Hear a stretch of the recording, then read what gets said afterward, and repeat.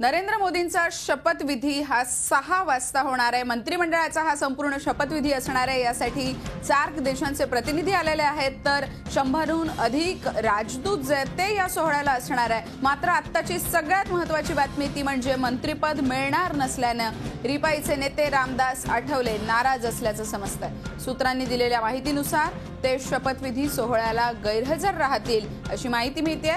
निकालाच्या आधीपासूनच आठवले हे मंत्रिपदासाठी आग्रही होते, मात्र हाती आलेल्या माहितीनुसार राष्ट्रपती भवनाला पाठवलेल्या यादीत आठवलेंचं नाव नाहीये। एकीकडे आठवले नाराज असल्याचं म्हटलं जातंय, तर दुसरीकडे शपथविधी सोहळ्यासाठी जी नावं पाठवण्यात आली आहे त्यात आठवलेंचं नाव नाही अशी माहिती कळतेय। अधिक तपशिलासाठी थेट नवी दिल्लीत जाऊयात। आपल्या सोबत आपल्या प्रतिनिधी रश्मी पुराणिक आहे। रश्मी, नेमकं काय आहे? सुवर्ण, आम्ही स्वतः महाराष्ट्र सदनात आता आहोत। आठवले इथेच बसलेले आहेत त्यांच्या रूममध्ये। जेव्हा त्यांच्याशी बोलण्याचा प्रयत्न केला तर त्यांच्याकडनं असं सांगण्यात आलं की ते बोलण्यास इच्छुक नाहीयेत, परंतु त्यांचे जे निकटवर्ती आहेत त्यांचं असं म्हणणं आहे की आठवलेंना अपेक्षित होतं की आपल्याला मंत्रिपद मिळेल म्हणून, परंतु ते देण्यात आलेलं नाहीये।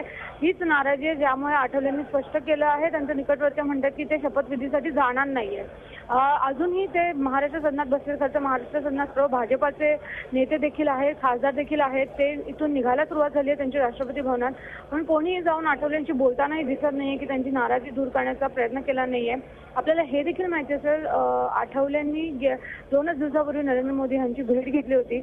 या भेटीतली माहिती अशी होती की मोदींनी आता त्यांना सांगितलं होतं की जेव्हा पुढे कॅबिनेट एक्सपान्शन होईल तेव्हा आपला विचार करण्यात येईल आणि तेव्हा त्यांना विचार करण्यात येईल। ठीक आहे रश्मी, पण आता आपण जे म्हणतोय की राष्ट्रपती भवनाला जी यादी पाठवण्यात आली आहे त्या यादीतल्या आमंत्रितांमध्ये आठवलेंचं नाव नाहीये, हे खरं आहे का?